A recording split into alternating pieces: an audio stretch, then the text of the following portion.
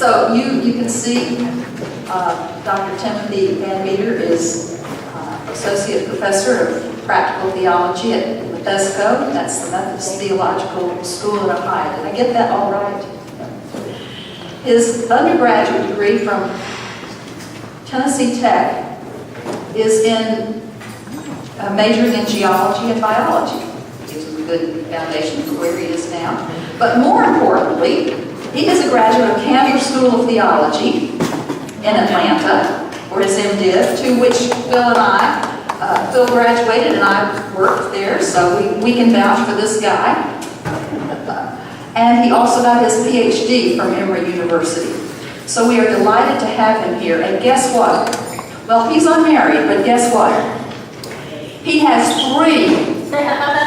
three dogs. Who knew?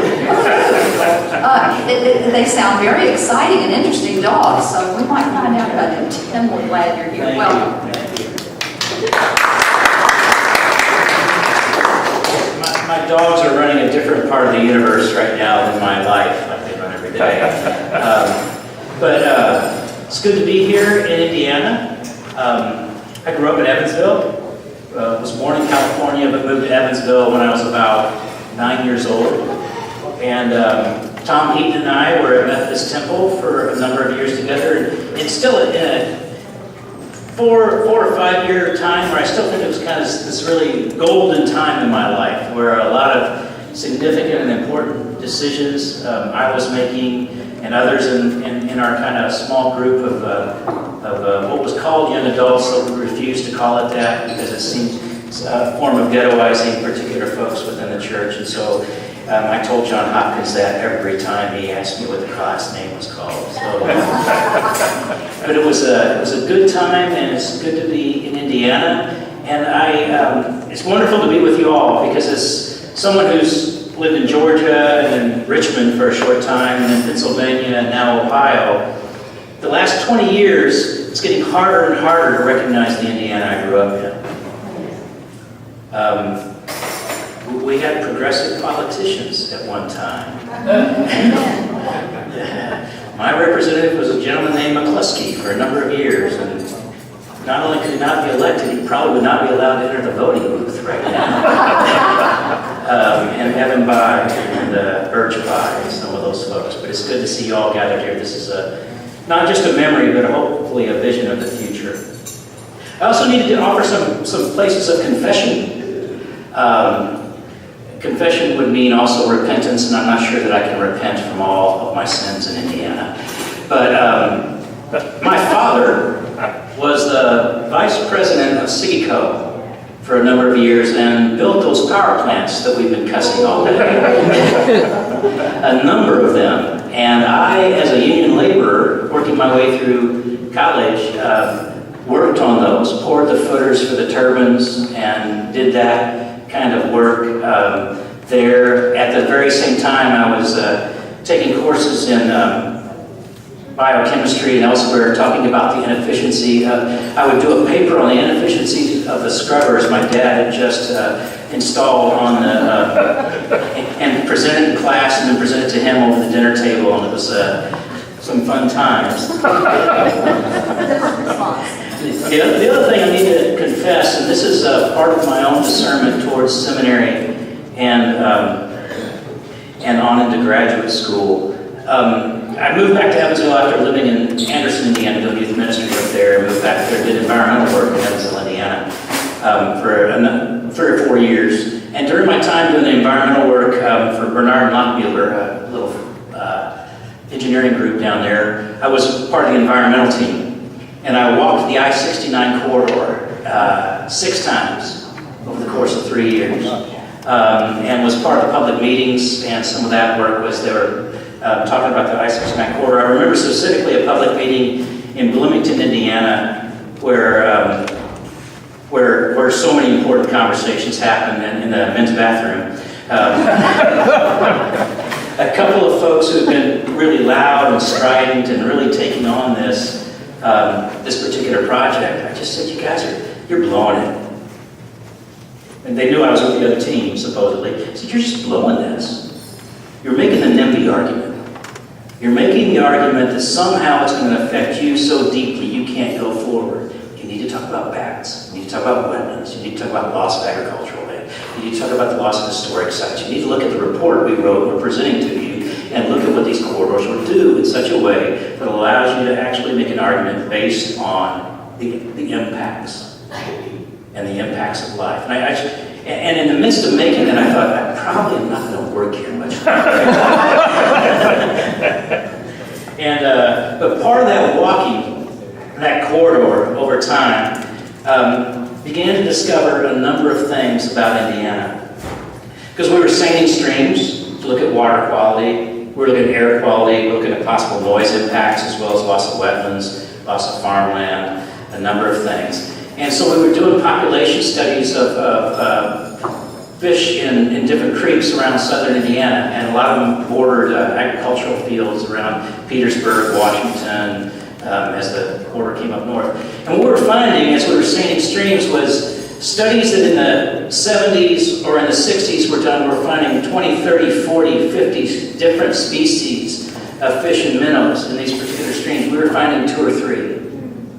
And the 2 or 3 we were finding were air breathers, which meant the water quality was so low that fish could not exchange oxygen within their gill system at different times of the year. And there's all kinds of stories about that time, but it was also a deeply contemplative time, because there is nothing like walking for 2 to 3 miles on your own. They dropped me off, my compadre would drive the car 3, 4 miles north up the corridor, where he would start walking, and I would walk to the car and drive up to meet him, and I would just do the survey work. But in the midst of that, my father was in the midst of some, what ended up being fatal health issues around cancer and some other things. I was asking questions about my own vocation. I was trying to figure out how this all might come together, and in the midst of that, I realized that ecological questions, though they were at the core of my own practice and vocation, were not where I wanted to end. That was not the source of my vocation. And I've had a sense that I left youth ministry a few years earlier because I realized I was standing in front of young people and lying to them. I was much more worried about their entertainment or their moral life than I was about engaging them in the practice of faith that might last a lifetime. Wow. And so I knew myself to be a liar in that place. And then I'm walking that corridor, and I'm putting in a road that I and the engineers knew we didn't need. But people in the city of Washington absolutely knew they needed it. The city of Petersburg, but it was a false savior. It was, if we build this road, our young people will stay. And that isn't now true. It wasn't true then. And so these kind of twin crises of that led me to go to Candler, where friends of Phil and Elaine's were instrumental in getting me in. I was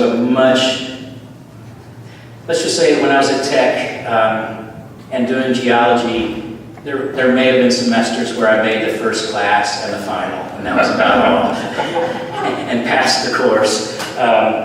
But some colleagues and friends there that we share in common were instrumental in my learning about this. And also the place that allowed me to ask questions and to move forward and to think about things creatively and engage in a different understanding of place, which both Katie and Tim have talked about what place means in this. And I'm going to tell a little bit more about my own engagement with this, and hopefully move towards a hopeful note.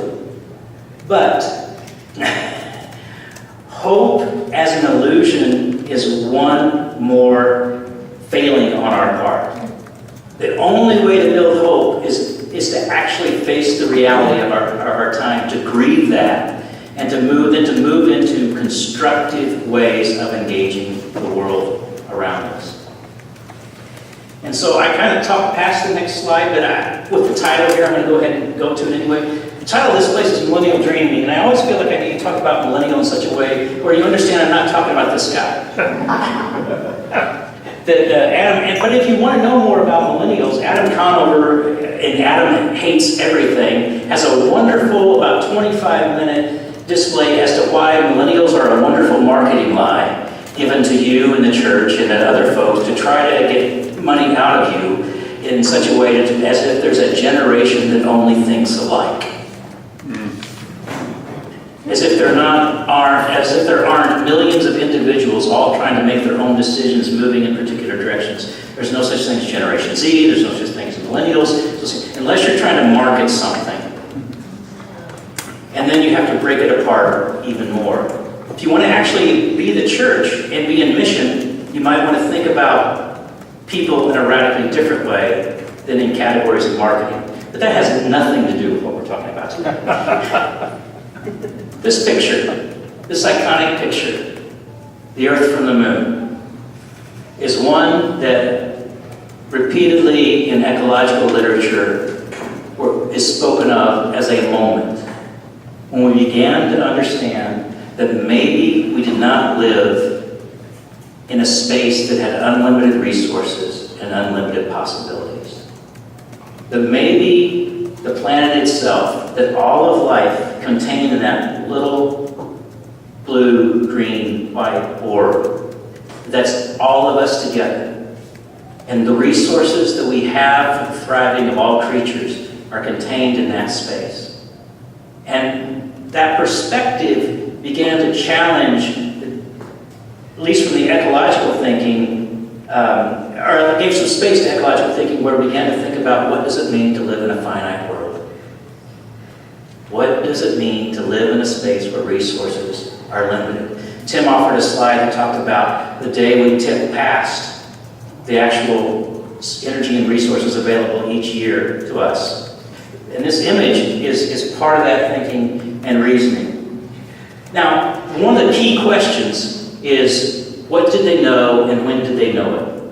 And we're talking about climate change here, we're talking about ecological challenges in such a way as if this is something that's coming up now. But 1965 report given to President Johnson from his Science Advisory Committee says pretty clearly that within a few short centuries we are returning to the air a significant amount of the carbon that was slowly extracted by plants and buried in the sediments during 500 million years. So this is 1965. This did two things.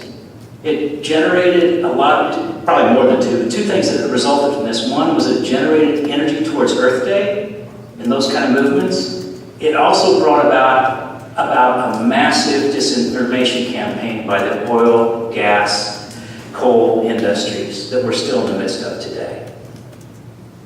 So we knew. Now I could actually go back another 150 years to Tyndall, Arrhenius, and a few of the others who did the math to show if we burned the carbon, what would happen to our atmosphere. So this is not something new that we're talking about. And our ecological reality is such that we have to begin to think and face the reality of our space. This is not, I no longer talk about the debate. I no longer have time for the denialists. It's a waste of my time, my breath, and their anger.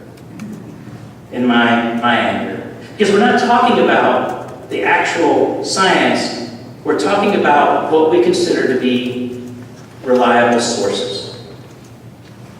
And I find very few folks who deny climate that refuse to hear their cancer diagnosis from a medical doctor. Very few folks who deny climate who who just ignore all of the medical research and ignore all the different ways of doing that don't think the internal combustion engine is a great thing. I mean, any number of technological and scientific advances that are part of the result of scientific inquiry, they don't deny that. But this is the place of denial is because of economic reasons and the loss of sources. And the difference in sources that we want to trust. And so the argument, which I heard from Catherine Hayhoe, which I thought was wonderful, an evangelical climate scientist, says, please show me your research. So you get in a denialist argument, let me show you the 10,000 papers from scientific sources that say this is a challenge. Please show me your peer-reviewed research to say it's not. But the conversation is important. And so the president of the Center for International Environmental Law, who's now beginning to sue some of the ExxonMobil and some other places, we began with 3 simple related questions. What did they know? When did they know it? And what did they do about it? What we found is that they knew a great deal. They knew it much earlier and with greater certainty than anyone has recognized or that the industry has admitted. And they're finding memos from the 50s, from the 60s, from the 70s that talk very specifically about how we can keep the debate open, how we can remain in this. So I don't want to spend too much time here. Some of the reports, both the UN report and the Climate Change Impacts, the United States report, I don't expect another one of those to come out during the current administration, Climate Change Impact. In fact, this one I believe was embargoed by the Bush administration and released late in their time, right before the Obama administration. But the key thing I want to point to on actually grab that. The Climate Change UNESCO report, the UN report, we're no longer talking about mitigation. We're talking about adaptation. Not how do we stop it, but how do we live our lives going forward in the midst of it. With or without the Paris Accord, the hope of holding to 1.5 degrees Celsius is almost gone. Most sources say it is gone. Yeah, most sources say it is gone. There's a few, hopefully optimistic folks. And we know this chart, which we get every year. Climate Central updates this every year. 2016 hit another record. We hit the 1.5 right there. And the argument right now is that an El Nino aberration year or what's going to happen. It looks like 2017 is going to come in below that. And possibly just under or just over 2015 is my understanding of the last stuff that I read. Tim, you know different? Katie? Okay. I want to point to Tim every now and then. When I wrote his presentation, I gave him a lot of my best stuff. Actually, I actively stole it from his laptop. No, thank you both. One of the great pleasures and pleasure and pain tends to go really was the cooperative relationship Tim and I have developed over the last few years, and teaching together and taking students to Chiapas together and doing some other things.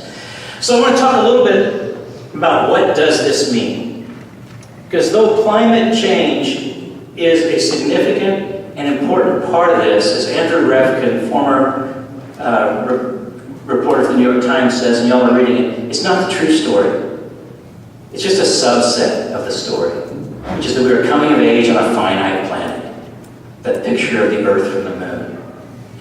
And we're only just now realizing it's finite. Our economic and political systems have not realized it's finite. So how we manage infinite aspirations of a species that's been on this explosive trajectory, not just of population growth, but of consumptive appetite. How can we make a transition to a sort of stabilized and still prosperous relationship with the Earth and each other is the story of our time. But then he goes on. And I've mentioned my connection to youth and young adults and my connection to ecology, and I very much appreciate what Tim was saying about that. But it's a story about conflict. It's a story about the fact that there are 1 billion teenagers on planet Earth right now. 30 years ago, there were only 1 billion people altogether. 2008. Grandparents and kids all together. Now there are 1 billion teenagers, and they could just as easily become child soldiers, and drug dealers, and as innovators and the owners of small companies in favelas in Brazil. And little breaks in their prospects, a little bit of education, a little bit of opportunity, a microloan or something that gets girls into schools. Those things, that's the story of our time. And climate change is like a symptom of the story of our time. Meaning our energy choices right now come with a lot of emissions of greenhouse gases. And if we don't have a lot of new choices, we're going to have a lot of warming.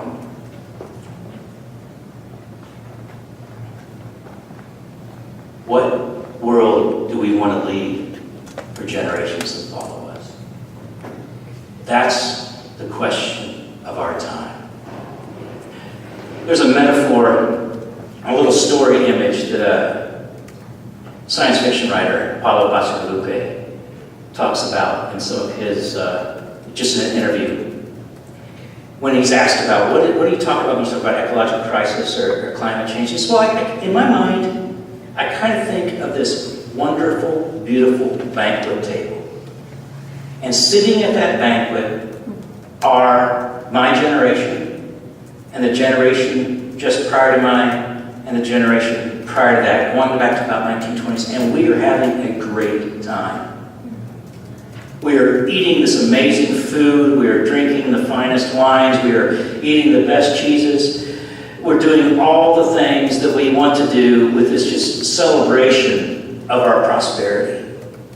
And wondering at our good fortune, at the end of the table is 90% of the rest of the world. And every generation that follows us. And at that end of the table, every now and then, maybe a few crumbs will fall down, or we in our noblesse will throw some crumbs or a piece of meat their way. But we know that the table we have set for ourselves will not be available to those generations. Because with what Revkin's saying and what Bacigalupi tells in their story, it's not just that we have these problems to solve. We're leaving fewer resources for generations that follow us to solve them. Which is one of the reasons I find so deeply problematic and somewhat offensive the narrative of our children will save us. The next generation will get it done. Can't do that to them. We can't. We have to take the time we have and the energy we have and the vision we have and the imagination we have to create the structures to go forward now. There isn't a someday generation coming behind us that will solve everything we've left for them. Now they'll have to, but the sheer arrogance and selfishness of that visioning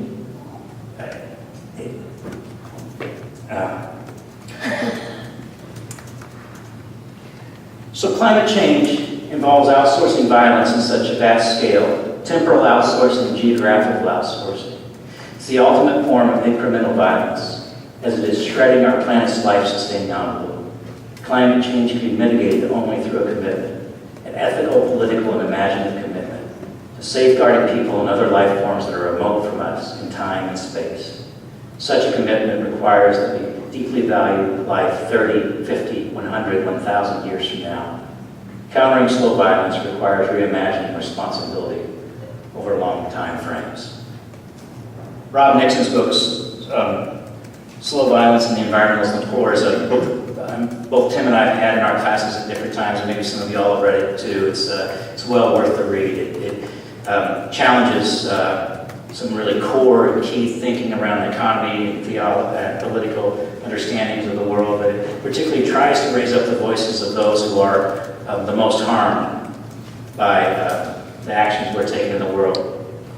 And some of the evidence of that is some of the climate heroes that we have and that we've lost lately at Vertexeres, that it's time to wake up, we're out of time. The indigenous people, as Tim mentioned, and the folks in our farming communities and other places that are just trying to, at the edges of our economies, and how do we stand in solidarity with them?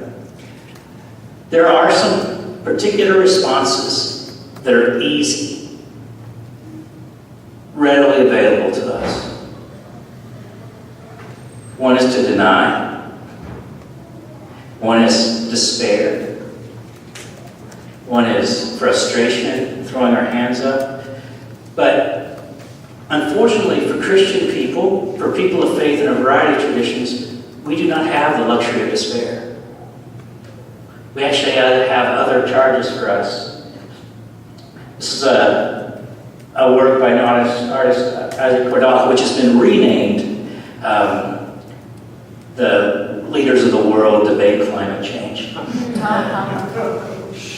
Part of what's so interesting about this is these sculptures are about the size of the top of this podium.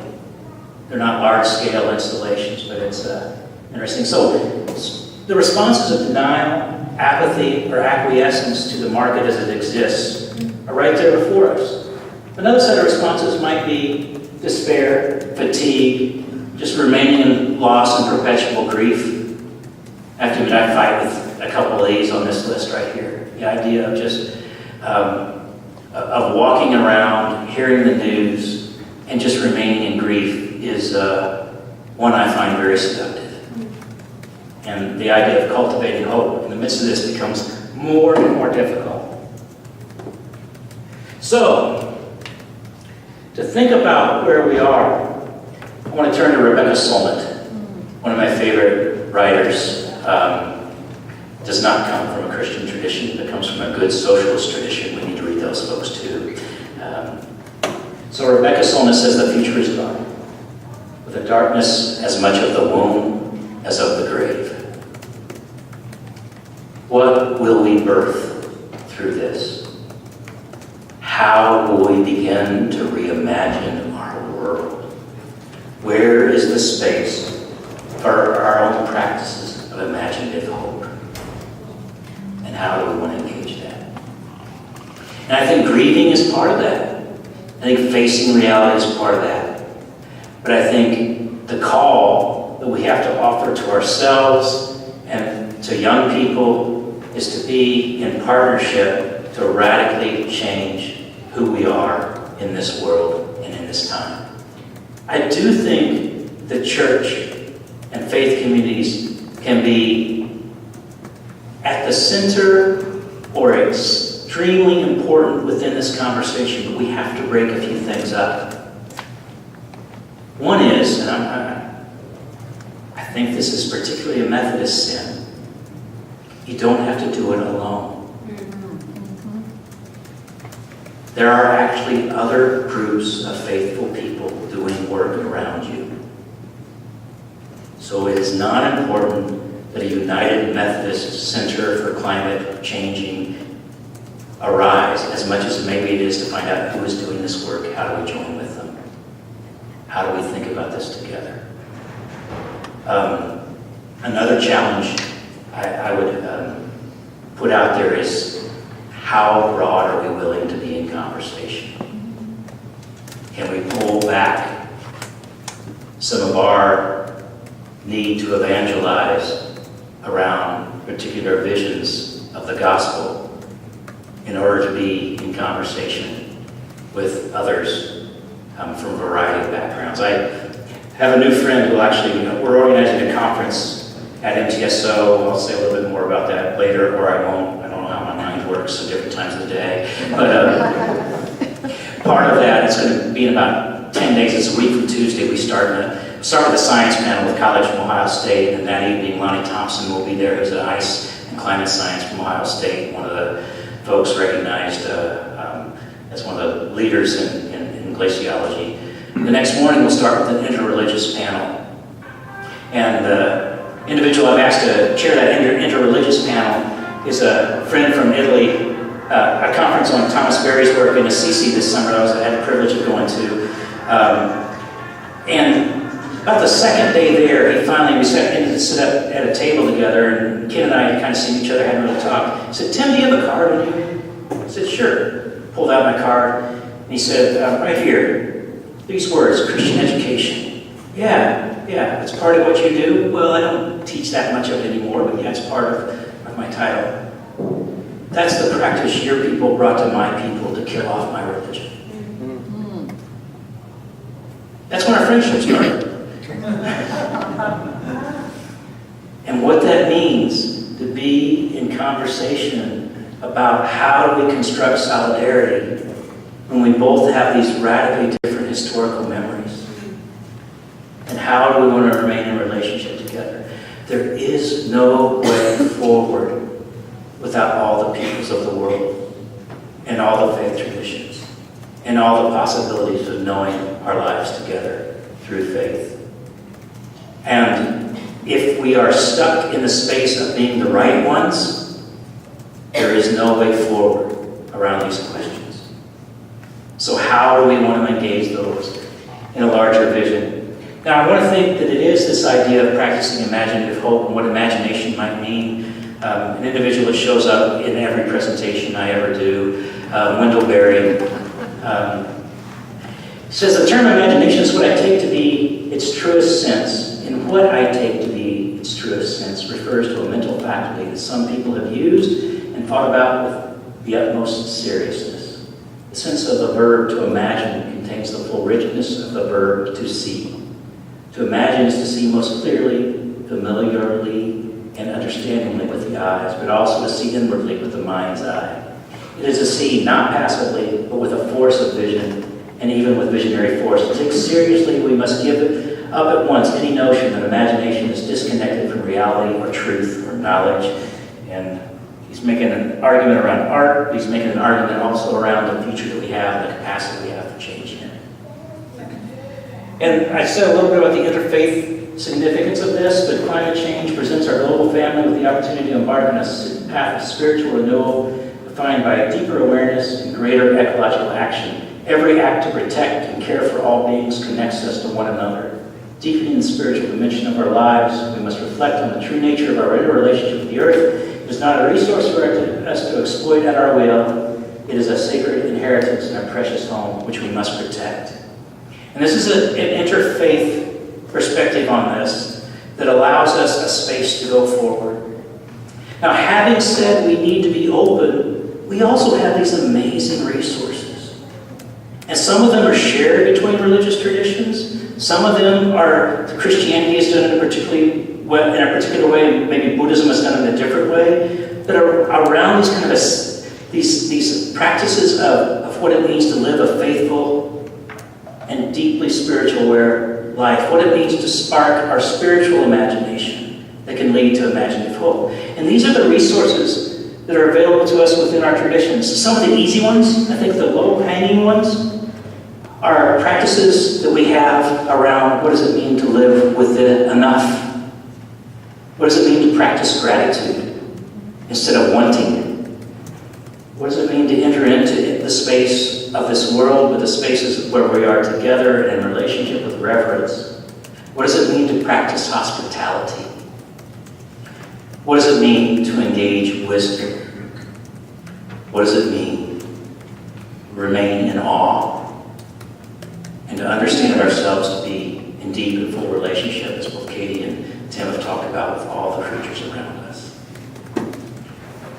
One of the other moments I had this summer, I spent a lot of my president's money this summer. It was really good. But I spent a little time. I've got my hand in his pocket all the time. Oh, is this live streaming? Uh-oh. It's not live stream, it's being recorded. Okay.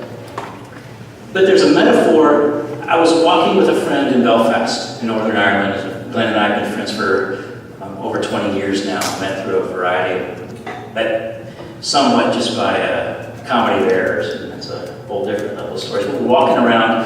At one time, he was heading up this very large community renewal project that the United Methodist Church funded called the Scanos Project in Newtonards neighborhood in Belfast. And just an incredible vision for taking a neighborhood that has had multi-generations of unemployment and offering a two-year college, a space for seniors to live with health, and to have all kinds of things going on in multiple ways. They have their own garden doing all that. About a block and a half from there is the C.S. Lewis Memorial Walk along the river. For the first time, and I'm a kid who Lewis's Chronicles of Narnia were a very helpful way out of evangelicalism. Because there's more to that story than what you hear in that. But it's the first time, because the walk kind of ends at the space of this sculpture of a broken table. Let's go back to the first story I told. For Lewis, what is the moment of redemption is the shattering of that table, not just of sacrifice, but earlier in that book, for those of you all have read it, there's a feast laid out. So what does it mean to engage to shatter our understanding of our relationship to each other, to hospitality, to food, by kind of breaking that table apart? We started today with communion.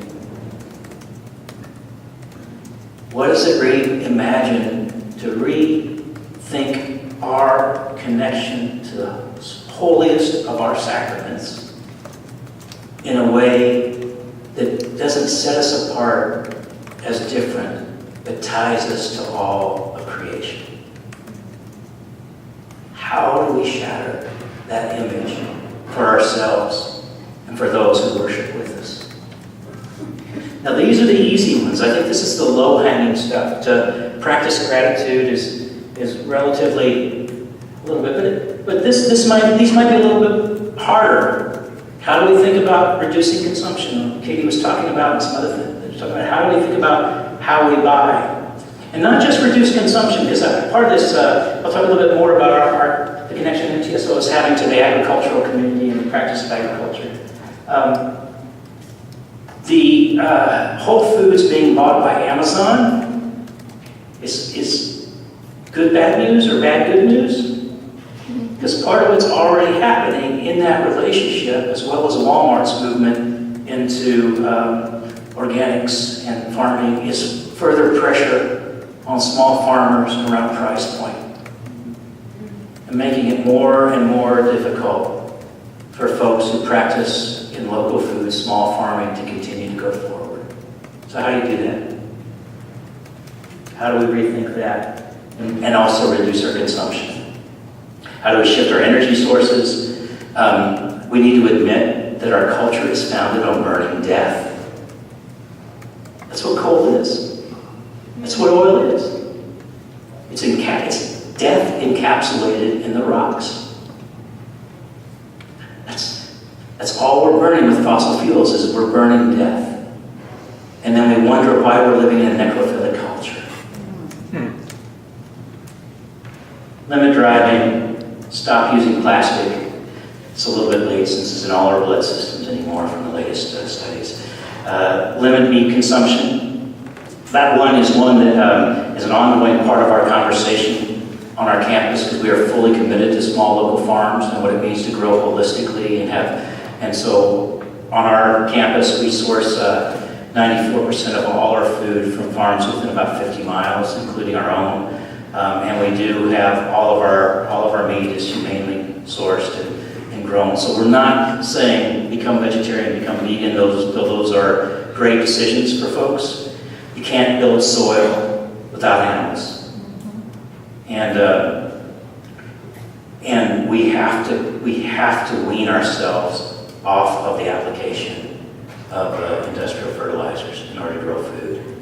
And small farms with a holistic vision are a possibility. They're a tough possibility. It's going to shift how we have a relationship to our land and to our farmers. We'll have to get some of it away from developers that are buying it up to turn it into further sprawl around us or using it as speculation. But it's something we have to do. And build local resilience, local community, has been said several times. Then we have the tougher things. This is the hardest stuff that I can imagine right now. And this is where I tell you who I am. There is no way forward with the market system.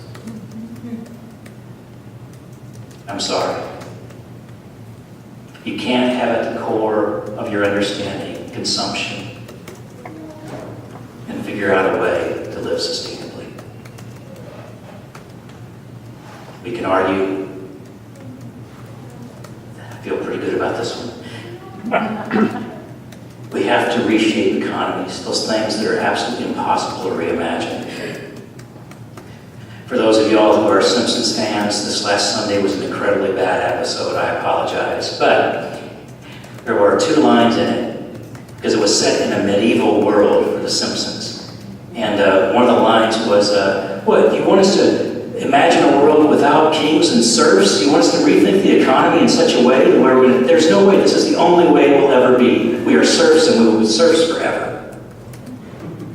I think that's a really wonderful line about how we think about reshaping economies. But I also would encourage Christian people to avoid the end of Luke and the beginning of Acts. Do not read those texts. And also you want to avoid all the texts around Jubilee and what economies might mean in those situations. Like, please avoid reading those texts. Because one of the first things early Christians did was rethink and reshape economies. And re-engage what that might mean together. I don't know if there's answers in those texts for us, because I've seen, in my own lifetime, I've seen so many perverse interpretations of that we have to be incredibly careful. But what does it mean for us to think about community and resources and vision in a way to where it's not just mine opposed against yours? How do we construct theologies for sustained resistance? This is where I'm, regardless of all the ways I try to publicly abuse him, I'm deeply grateful for Tim Eberhardt's conversation around these senses. And he and I think had a transformative moment this January where we were in Chiapas together. And we're at the University of the Earth in India.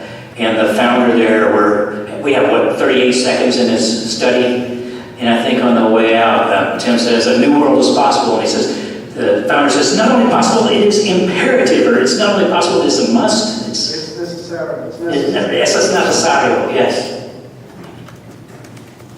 Part of what was so beautiful about our time in Chiapas, I had 5 students, Tim had 5 students, was our imaginations were cracked open for what a world could mean. And we found points of solidarity.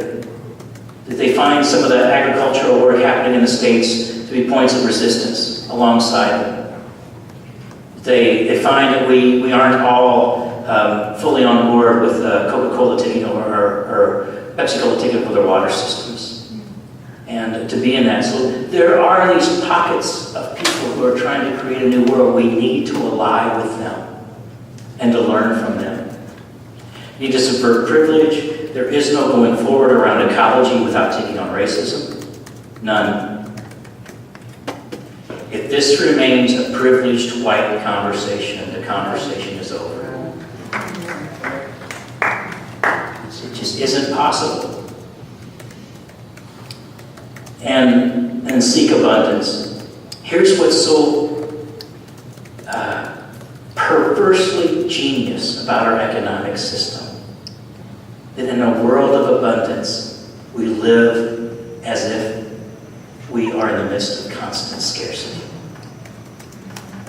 The wealth that we are surrounded by, particularly in this country, but throughout the West and then also throughout the world, that it's all there. But the economic system forces us to believe that we have to hoard onto our own in such a way to protect ourselves. Whether it be through our food, through the size of our houses, through the amount of stuff we have in storage. It's madness. So, I want to come back to learning from our place. Tim opened the door, he did the commercial. This is going to get long and boring. No, Some of y'all might be aware that MTSO, we're in our 4th growing season. We started a 10-acre farm, or 5 acres when we first started on our campus. And then we moved into, this last year we have, I think 7.5 acres under production. There's 2 acres that pulled out of production. Actually, have chickens on them right now. This year it looks like we're going to be growing about 35 to 40,000 pounds of food. We have a 140 family CSA. Our dining hall has amazing food cooked by a couple of folks who just want to cook local food who are too talented for what we pay them. And we source from farms within 40, 50 miles around us. Everything, but you can't source chocolate or coffee all that well in Ohio. Though there is a local grower trying to grow chocolate in Columbus, Ohio. And we've got somebody who's doing aquaponics with Gulf shrimp right there in Ohio. So this is our place. That's the setup for the CSA. And it's at the place where we're beginning to try to imagine what does a sustainable theology mean? And how do we build that? So I'm going to need to read from here. Begins an authentic relationship with our place. Authentic relationship with our place. Know who and where we are and what we're about. Yeah, I can't do it. But understand the earth in the context of thriving of all life, not just our own. That everything we do considers impacts on everything. What happened? It was working. Everything we do considers impacts on the communities and people and creatures in which we're in the midst of, including politics, economies. That worship, practice, and proclamation connect to places, people, and all creatures. That knowing deepens our responsibility. These are just some early assertions towards something larger that we're trying to work with as part of conversations that we're in with ourselves, but also with local colleagues. And also, part of what's so exciting about what's happening is that Ohio State's seeing us as kind of an experiment to push forward their own work. A year and a half ago now, I think, Ohio State made a public commitment that 40% of all their food will be locally sourced, organic, grown by small farmers by 2025. They have INFACT, which is stands for something, about the transformation of agriculture in Ohio and the central area, where they've got a significant amount of cash pledged towards it, about $100 million towards making that change. They've been using our work on our campus as a way to embarrass colleagues and their president and provost for why can this tiny little place with zero resources do things when you say you have $100 million behind us. So how can we go forward? And we're looking at a series of things in conversation together, including a dual degree, where hopefully our students in our MA, MDiv, and new Master of Arts in Social Justice can graduate with us with kind of a grounding in advocacy and theology and ecological philosophy and justice work, but have a degree, a master's from them, two years degrees, so a total of 4 years of study done in 3 years, where they'll go to the School of Environment and Natural Resources and become scientifically literate in a way our graduates are not. And so these things are coming about because we started a farm. And we were asking some things. So some of the things we're doing that I think, the reason I bring this up is not because we're doing this so well, but these are initiatives that I think you, as alumni of institutions, ought to demand of your own institution. And we are not going to go forward unless theological education changes dramatically. And so you have power because they hear from folks who think we're not teaching the Bible correctly. They hear from folks that think we're diminishing the importance of John Wesley in our curriculum. They don't hear from folks who want to transform the world and what that might mean in a way. So as you think about where your resources go, if you make donations or have long-term commitments to a particular school, tie them to changing the core values of that school. Don't have it go forward just because you love that school. Demand of their faculty and their presidents that they begin to take the ecological crisis seriously and shift who they are. So these things you can read through. We're getting ready to do a forestry renewal project on our campus where we're going to take out some invasive species and turn some areas of it into a food forest, trying to bring back some pawpaw and persimmon and some other understory trees that are part of our work. This is in 2008, I'll tell this story. Everything we've done has happened since 2008 when I taught a class on ecology and religion, and we walked the campus and said, how can we treat this land differently? Everything.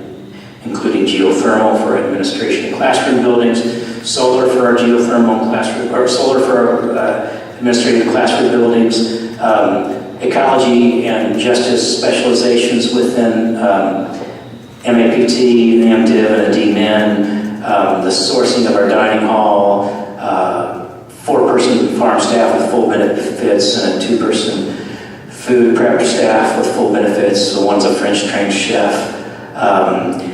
Reception of a couple grants around this stuff. The work that we're, I'm going to keep holding it. The conference I mentioned coming up in a couple of weeks, or actually less than that, a week from Tuesday. We're going to have 70 people, as of last night, are signed up from 25 different theological institutions, primarily around the Midwest, including a couple folks from Garrett, a couple folks from CTS here locally, United, Asbury, Ashland, Pittsburgh. 3 or 4 folks come from Union Seminary in New York who are going to come over and work with us. The Center for Earth Ethics is doing some good stuff there, and around the country, to talk about how ecology can become better woven into a theological curriculum. And what does it mean to ask these questions first? One of the great errors I think we're making around ecology is that it's an add-on. It's like something else. I presented at a conference in Pittsburgh, Pennsylvania, and it was for the Western PA conference, and the feedback I got from 2 folks afterwards was, I'm busy enough without you bringing this ecology to me. Got enough things to do. And that's for a pastor that has many, many things to do, if you see this as an add-on, it is too much. Yep. If you understand your work within the parish, within the world of faith, to be to cultivate healing and health and the possibility of thriving for all throughout the world, it's at the core of what you do. And these questions become primary. And I really believe in order for it to change, alumni, faith congregations, others, when you send your students to be trained in seminaries, choose a school like GETS or like MTSO that is making these primary things. When you hear a student in your congregation, as I heard it at Methodist Temple, people were there, if I went to Canada, I'd lose my faith. I told them I might lose your faith, but I think mine will be okay. Talk about these deeper, richer understandings of what life can mean. Yeah, I had it going then, didn't I? And back to Wendellberry, just that we understand that all of our lives depend on other creatures and we survive by their deaths. To live, we must daily break the body and shed the blood of creation. When we do this knowingly, lovingly, skillfully, reverently, it is a sacrament. When we do it ignorantly, greedily, clumsily, destructively, it is a desecration. In such desecration, we condemn ourselves to spiritual and moral loneliness and others to want.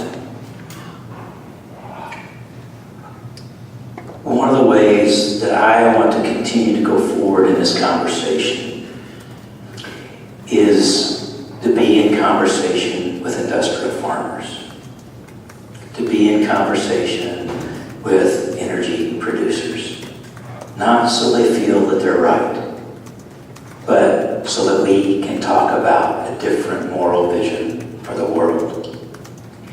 Delaware, Ohio, about 14 miles north of Columbus, where NTSO is located. Small little town, about 40,000 people. Ohio Wesleyan's there, a number of y'all have some Wesleyan background. I live about 5 blocks north of Wesleyan on Sandusky Street, right up into some of the older houses are up there. It has a high quality of life by my measurement because there are 2 breweries and 4 bars with at least 15 taps. So the quality of life is extremely high in this particular area. But about about 9 months ago, I was sitting at one of our restaurants, a place called 12 West, that does what they call Southwestern comfort food. It's mostly Southwestern, but they put just enough butter and cream in there so the Midwestern folks can recognize it, basically. I was sitting at the end of the bar, getting dinner that night, and a gentleman comes in and sits with me with his 5-year-old daughter sitting, and she starts doing what kids do, which is to poke at the person next to him to see if they're doing all right. So he and I introduced ourselves to each other, and he said, "Where are you? What do you do?" I said, "I'm a professor. I'm at this little school just down the road at MTSO." "Oh, yeah. You're the ones that think you're going to change farming, don't you?" I said, "Well, I don't know about that. We're changing our campus." So let me tell you, I live up in Waldo, just a little bit north of Delaware. I run 12,000 acres. Oh, wow. I know what farming is. And y'all come into this conversation and screw it up for everybody. I said, okay. It's nice to his daughter, kept talking a little bit. And we moved to another subject and got to know each other a little bit better. And I said, just a question, you don't have to answer this. What's your debt load? How much do you have of the land you run that you know you can hand down to your daughter? And then I said, I have never met a farmer that's trying to destroy their land. Every farmer I know, regardless of how they grow, is doing their absolute best to remain economically viable in an incredibly challenging market. So how do you negotiate that? And how do you think about that? Turned into a much better conversation, much deeper, much richer conversation. The second margarita might have helped. But from that, we left there with the ability, we stayed in touch a little bit. We're talking about these kind of things. I still don't think he's going to come visit us. I don't know that he's going to invite me up to visit him. But we run into each other in town a couple other times. One of the key mistakes that I think we all make if we hold progressive or political, or you've seen my values, they're well to the left of Che Guevara, but is we don't have to be right. We just have to practice justice. And so winning an argument at the death of a relationship actually harms us in the practice of justice. So how do we now this is not the same as acquiescing to the worst behavior in your place to maintain peace. There's too many pastors who are conflict avoiders. Amen. I don't think I avoided conflict in a story I just told you. So how do we engage in such a way that we see the full humanity of the person in front of us who is engaged in practices that we know are leading to their death and our death? And how do we welcome them into a different level of conversation? I think that this, more than anything, has to be one of our pedagogical practices in the midst of all this work. Just got a couple other things that I want to say about hope. That hope is always hope against the evidence. Hope arises in a break with the past. There's kind of a cut. The past is let go of. There's a difference between simple expectation and hope. I think that hope is a kind of birth. It doesn't come out of what went before. It comes out in spite of what went before. Abruptly, there's a break, and there's an upsurge of hope. Something turned towards the future. This is a quote from Rebecca Solnit. Variety of things that she writes that I just find spectacular, but one is a book that was re-released last year called Hope in the Dark, that this quote comes out of. Another book that's maybe about 8 or 9 years old now is called A Paradise Made in Hell. And part of what she found in post-Katrina New Orleans, she went down there and talked with the folks and found out the wide gap between how life was portrayed in New Orleans and how people actually treated each other on the ground. And she found neighborhood after neighborhood and place after place where people were crossing racial boundaries, class boundaries, other ways to make sure the other human being in front of them was being helped and taken care of. So Solnit in her understanding of hope. It's not a hope that's tied up with optimism, as Parker Palmer so beautifully parsed last night. It is hope in the midst of the deepest crisis, where folks come together in a different form of community. And I think it's part of our call. But the other thing I want to say that we find hope is in beauty.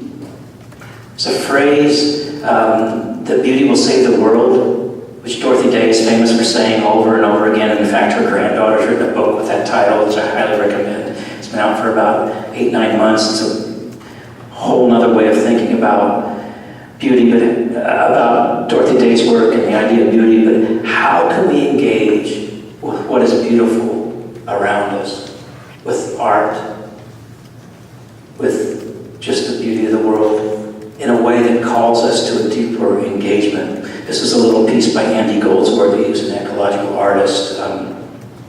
I teach in the spring. I've got a class called Constructing Hope, where we do some reading of Walter Brueggemann, and then we read Douglas Burton Christie's book, Blue Sapphire Mind, and poet Muriel Rukeyser's Life of Poetry.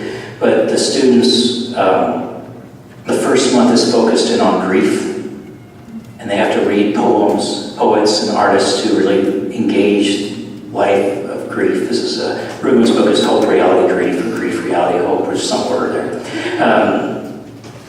And the second month is focused in on reality, and we read poets, we work with artists that kind of portray deep understandings of reality. And the third month, we construct hope with those same conversation partners. So how do we engage this in such a way? There's a slide that basically did not come out the way I thought it would.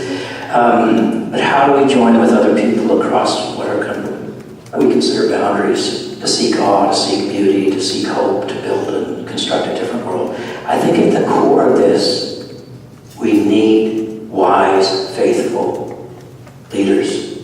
We need communities of faith. We need a vision of the world that can come out of why we're there on Sundays or Saturdays or other times of the week. Sometimes some of us try to show up every day in some form of meditation or prayer.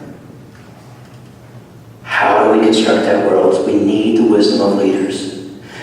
The other thing I meant to say earlier, I would also encourage you, as you're withholding money from the schools that want it from you so badly and telling them they have to change their values, to talk about how they're trying to build wisdom and construct practices towards wisdom with their students.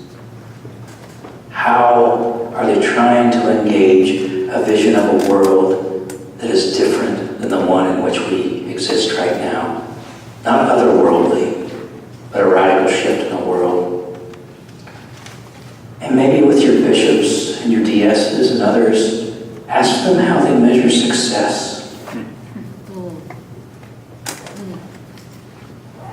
Ask them what they consider faithful leadership. It's butts and pews and dollars and baskets you've lost.